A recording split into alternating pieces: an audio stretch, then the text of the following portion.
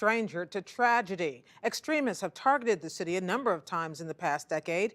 The wounds were still fresh from this year's assault on a satirical magazine and Jewish market when Friday's attacks unfolded. We wondered why France now has become such a target. Former New York Times Paris bureau chief Elaine Sciolino has been writing from France since 2002. She explains for us the social and political dynamics behind the recent violence. France has long had a North African Muslim population. I mean, France colonized Algeria, and many Algerian Muslims moved to France. I mean, this has been this way for decades, and most French Muslims are well integrated into French society. But there is a huge swath of young people who are French citizens that doesn't feel French, that feels alienated. Why? Because there is terrible discrimination against Muslims. You know, France is suffering from a horrible economic crisis. Unemployment in France is more than 10%. It's a record high. Among young Muslims, many of whom live in the troubled suburbs that ring Paris and other major metropolitan areas, it's upward of 40%.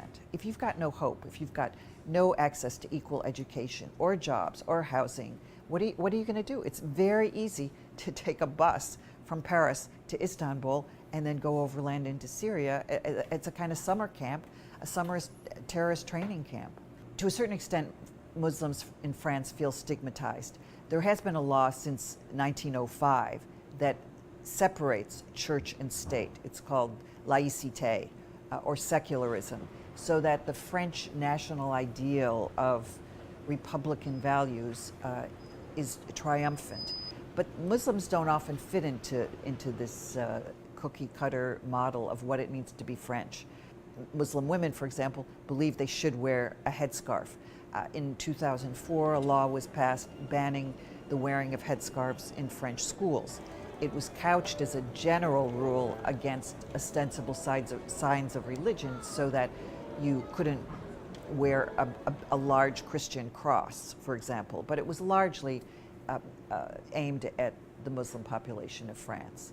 There's like a cultural divide that is only going to get worse with these recent attacks, because the far right is using these attacks to instill fear in the French population that all immigration is bad, that there have to be more measures for law and order and protection of the country, and that somehow immigration means Muslims, means radicalization, means terrorism. Paris is Paris. Paris has been under siege before. Paris has seen a lot worse, and Paris will thrive.